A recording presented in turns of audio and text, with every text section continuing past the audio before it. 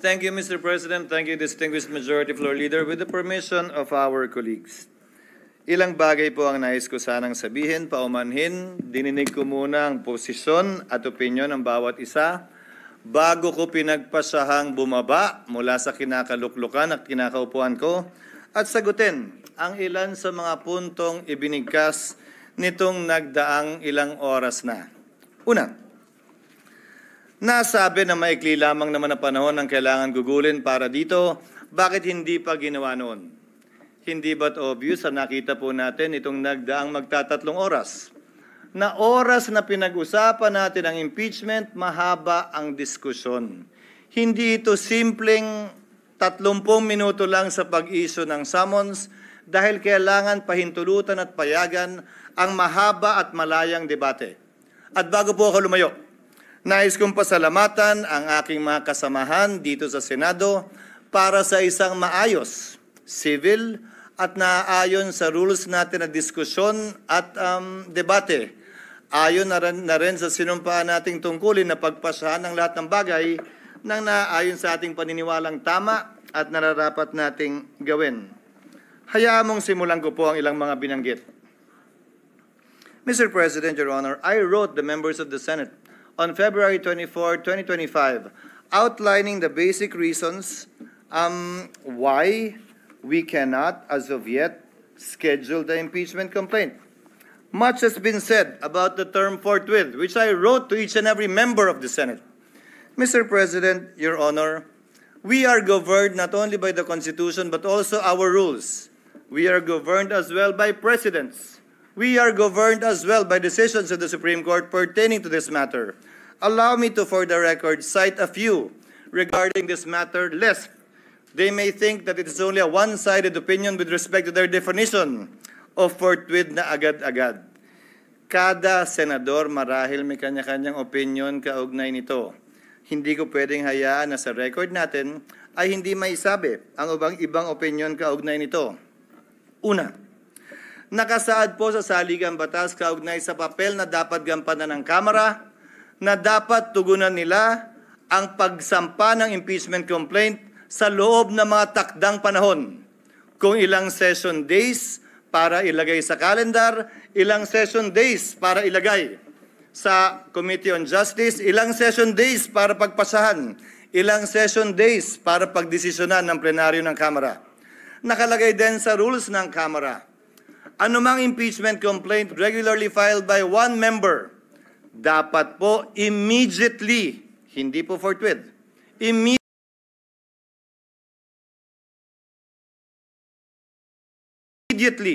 i-transmit ng Secretary General sa Speaker.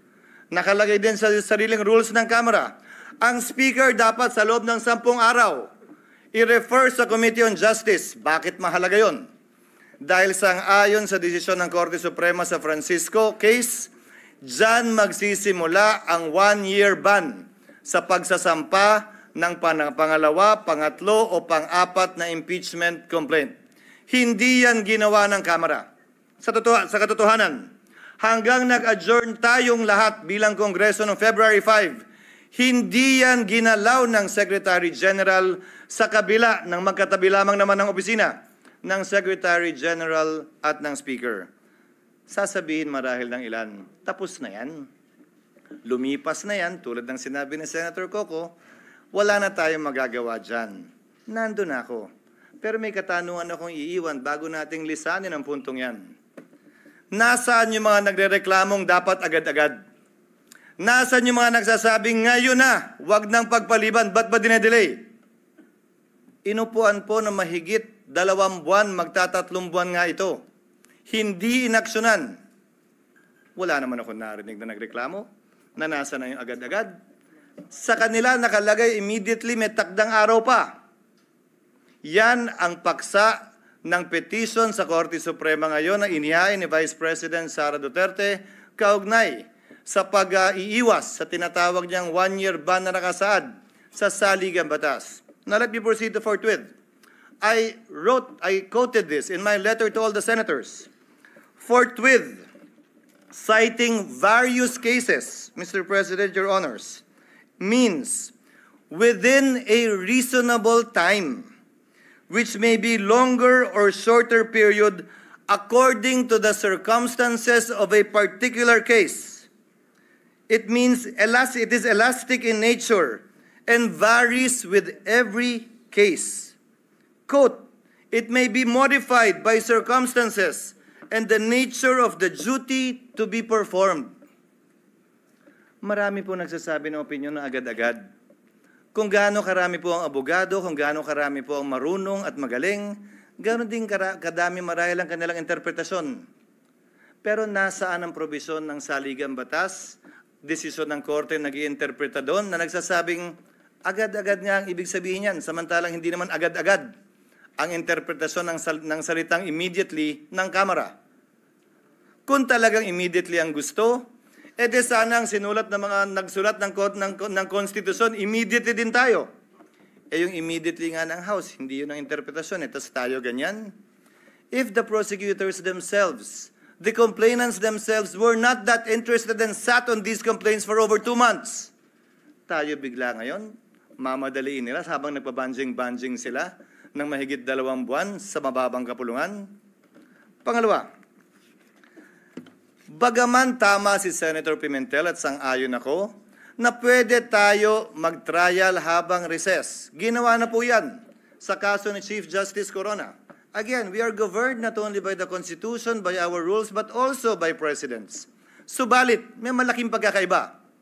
Dapat nasimulan, na-refer, at nagkaroon ng plenary action sa articles of impeachment upang makonstitute ang impeachment court bago ito magpatuloy habang recess. Maraming nagsabi, mag-trial na tayo, mag-convene na tayo, sumampa na tayo habang recess.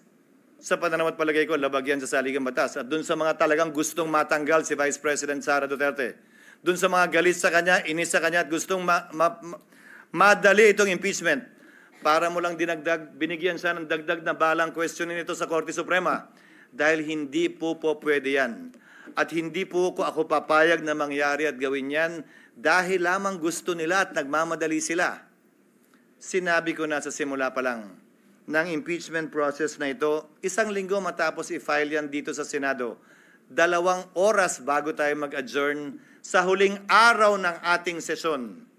Sabi ko, hindi ako makikinig, susunod o magpapadala sa sino mang pabor sa impeachment at ayaw kay Vice President Duterte. Hindi ako magpapadala sa ayaw sa impeachment at gusto si Vice President Duterte. Trabaho ko bilang tagapangulo ng Senado, hindi nga lang ako, trabaho nating lahat, na maging pantay at pareha sa ating pagtingin. Yan ang rason, hindi naman tsamba lang yun at nagkataon. Yan ang rason kung bakit ang babaeng sumisimbolo ng hustisya ay nakapiring. Wala dapat tinitingnan o tinititigan. Wala dapat kinakampihan dahil lamang nagkataong ganun ang nangyari. At dahil nagkataong ayaw ko siya ganyan ang gawin nyo. Let's go back to precedents, Mr. President. 3 lamang na impeachment complaint ang naitawid ng Kongreso patungo sa Senado na inabutan ko na matapos ang 1987 Constitution. 3 po lamang. Ang impeachment complaint laban kay dating Pangulong Estrada, ang impeachment complaint laban kay Chief Justice Corona, at ang impeachment complaint laban kay Ombudsman Gutierrez. Hayaan niyo pong isa-isahin ko. Isinampa ang impeachment complaint laban kay Pangulong Estrada magno-Nobyembre. Nung nag-recess ang Senado, tumigil ang trial. Nag-resume sila pagkatapos ng recess. May nagreklamo ba? May nagsabing, uy, fortuit yan ang president ng Senado. Nung nag-trial at hindi binuksan ang second envelope, yun yung maaalala, nag-walkout ang prosecutors, hindi na bumalik. Anong ginawa ng Senado? Wala ng prosecutor, wala ng interesado, dinismiss forthwith yung impeachment complaint. Dahil nawala na yung prosecutors. Tama nga naman. Hindi na pala interesado yung mga prosecutor. Ano pang gagawin ng Senado magtawag ng hearing? Sa kaso ni Chief Justice Corona, sinampa 5 araw bago mag-adjourn ng Senado. nagsimula ang trial pag-resume pagkatapos ng Christmas break. Pero bago mag-break o habang break, nag-issue ng summons, nagkasagutan. Yun naman talaga yung balak natin pag-resume nitong 2 linggong ito. Yun lang, Mr. President, mga kasamaan. Ang kaisa-isang impeachment complaint na nasimulan at natapos ng Senado. Yung pangatlong impeachment complaint ni Ombudsman Mercy Gutierrez. Final yan 3 araw bago mag-adjourn ang Senado sa kanyang regular recess, walang eleksyon nun. Nung nag-resume, dun lamang sinet ang trial. Pero bago nag-resume ang Kongreso, nagbitiw si Ombudsman Gutierrez. Ano ang ginawa ng Senado? Walang trial, hindi kinonvene ang impeachment court, as the Senate dinismiss yung impeachment complaint. Pinagpasahan nila. Resign na pala eh. Wala na tayong kailangan gawin. Naalala niyo po yung debate? Na meron pa namang penalty of absolute perpetual disqualification. That was discussed. But by way of precedent, the Senate did that. So if you look at the past presidents of the Senate, nagawa po nila yon, pinagbotohan po nila yon. Without convening the impeachment court. Wala pong nagsabi, hoy, inaabandon na ninyo ang inyong constitutional duty nung ginawa ng Senado yon. Paano po yan, Ginoong Pangulo? Pagsang-ayon ba ang karamihan o ng pinakamaingay o matatalino sa ating bansa? Okay lang?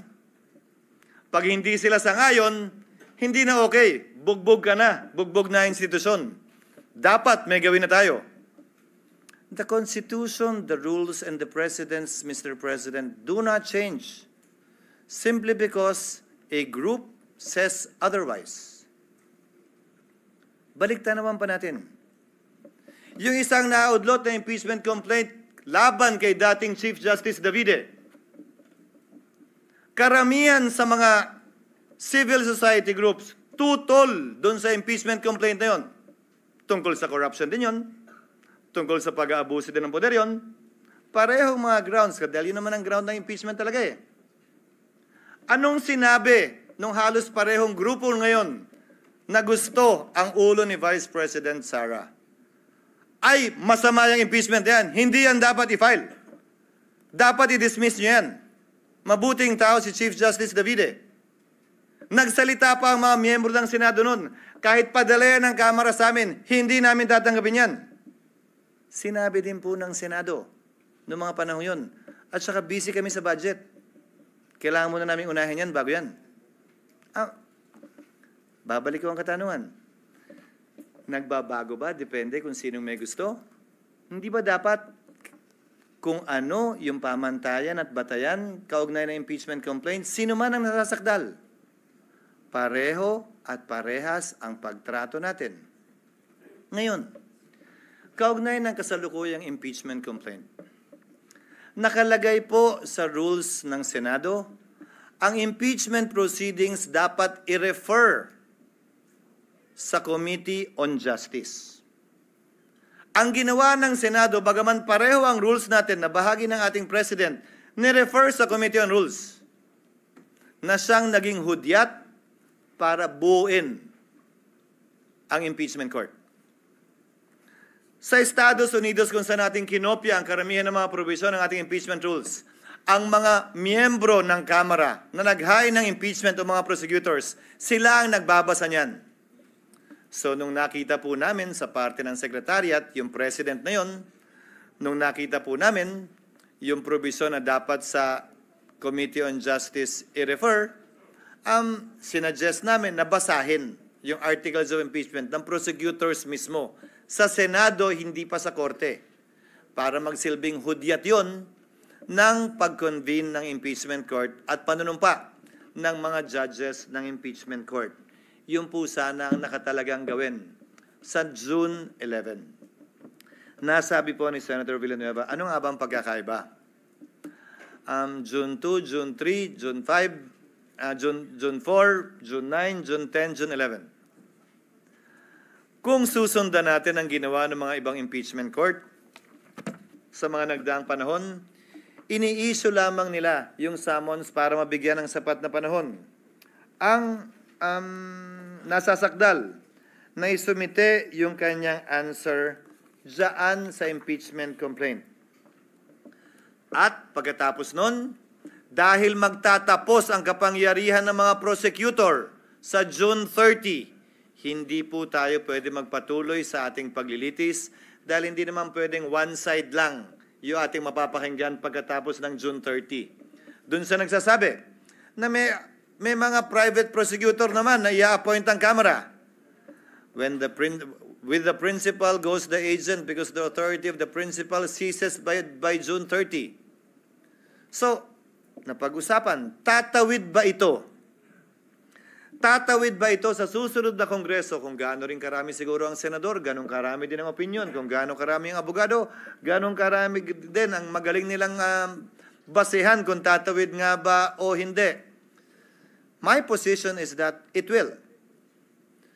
Mr. President, Your Honor, allow me to read a portion of the deliberations of the Constitutional Commission on this matter.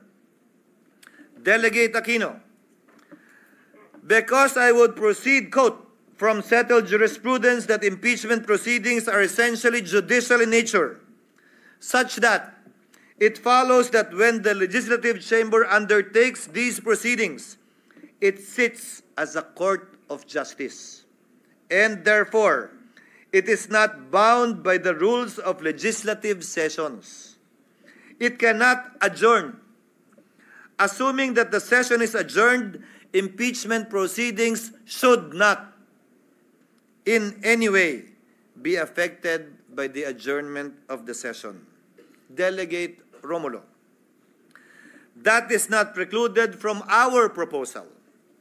If the Commissioner wants to make it explicit and to suggest amendments to that effect, I suppose I would not object. Our thinking is that if the Commissioner's premise is that it is like a court of justice, maybe an adjournment of the hearing will certainly not preclude it from continuing the proceedings on some other day. In other words, it could not lose jurisdiction just because of adjournment. Add to that, Mr. President, what the minority leader said during earlier sessions we've had. Hindi porkit pinalitan yung judge, dismissed agad lahat ng kaso at magsisimula uli. Ang prinsipyo pa ng batas na nagsasabing anumang sinimulan, dapat lamang tapusin. Plus ang president natin, kaugnay sa SET, na tumatawid yung kaso sa SET, bagaman nagpalit ng Kongreso, bagaman nagpalit ng mga miyembro ng Senado at maestrado ng Korte Suprema. Now, allow me to state a few more things before I yield the floor. Mr. President, Congress cannot pass an irrepealable law. Very much so that we cannot bind the next Congress. Whatever we decide with respect to this issue, kung tatawid nga ba o hindi, would have to be confirmed, affirmed, or rejected as the case may be by the 20th Congress. Some of us will be part of that. Some of us will no longer be part of that.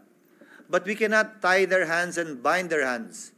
But the same is true, Mr. President, Your Honor, if at all, with the House of Representatives as well. The 19th Congress also, to my mind, cannot bind. If the 19th Congress Senate cannot bind the 19th Congress, the 20th Congress Senate, then in the same breath, the 19th Congress House cannot bind the 20th Congress House. Certain procedural, to my mind, compliances need to be made in order for this to be done. As a last point, Mr. President, Your Honor, oo nga po at marami nagpapahayag na opinyon at maraming sinasabi laban sa Senado at higit pa sa sino mang miyembro ng Senado laban sa inyong lingkod. But I consider that as part of the burden of leadership, Mr. President, Your Honor. Bahagi yan ng trabaho bilang tagapangulo ng Senado na balikatin kung anumang pagsubok, anumang pasanin, anumang patutsada na ibabato sa Senado o sa tagapangulo ng Senado kaugnay ng ginagawa o di nito ginagawa. Pero alalahanin din sana ng ating mga kababayan, Bagaman karapatan nilang sabihin at magsabi ng kanilang nasa sa loob, tulad ng paggalang na ginagawa natin sa mga nagpapahayag ng kanilang opinyon sa labas lamang ng Senado. Para po sa akin, lahat po ito ay welcome at respetado ko dahil sa isang demokrasya, importante ang malayang pagpapahayag ng opinyon. Sa isang demokrasya, Ginoong Pangulo, hindi naman pwedeng nagkakasundo tayo sa lahat ng bagay. Sa isang demokrasya, tama lang, okay lang at dapat lang na magkakaiba tayo ng pananaw basta't hindi tayo nagsasakitan, basta't hindi tayo nag-aaway o dumarating sa punto na magkakasakitan. Malaya tayo makakapagdebate pero sa dulo, tulad lamang ng nakarang eleksyon, pagbobotohan po natin ito at ito'y masesettle sa pamamagitan ng botohan. Sino man ang manalo sa botohan, hindi nangangahulugang tama. Sino man ang matalo, hindi nangangahulugang mali. Iyon ang gusto ng nakararami. Gayon din sa mga opinyon na inihahayag sa ngayon. Hindi porkit yan ang tingin ninyo, tama na kayo. Hindi porkit na hindi sang-ayon ang ibang tao sa inyo, mali na sila. Hindi po ganun yun. That I am not, or anyone here in the Senate is not on your side, does not mean that they are wrong and you are right. Only history will be the judge of that. Kaugnay naman ng mga legal na opinyon, dapat ganito, dapat ganyan, ito ang forthwith, dapat ngayon na, dapat bukas, pwede sa Miyerkules. Ang pwede lamang po naman magpasya ng legalidad niyan ay ang Korte Suprema. Hanggat hindi po nangyayari yan, malaya tayong pwedeng magdebate at sabihin ang ating kanya-kanyang posisyon na buong na bukas at buong pahintulot ang binigay ng Senado para mapakinggan yan. Hindi lamang sa iba't ibang social media platforms, pati dito sa plenaryo ng Senado. Again, Mr. President, before I conclude, I thank our colleagues for enunciating their opinion, their positions on this matter, and for the healthy debate that we saw and heard regarding this matter. As stated by Senator Tulfo earlier, at some point in time, we will have to put this to a vote. And as I believe, we will put this to a vote in the next few minutes. Hiling at dalangin ko, ano man ang maging resulta na ninanais ng mas nakararami, galangin ng kada at bawat miyembro ng Senado. Dahil sa dulo, tagapangulo man ako ng Senado, batikang senador ka man o baguhan, tigi-tigisa lang po tayo ng boto. Pantay-pantay po tayo pagdating sa kapasyang ito. Maraming salamat po sa inyong pasensya, sa oras at paumanhin kung medyo mahaba-haba po ng konti ang aking mga sinambit na salita. Salamat po at salamat sa pasensya at sa oras na binigay ng ating Minority Floor Leader. Maraming salamat.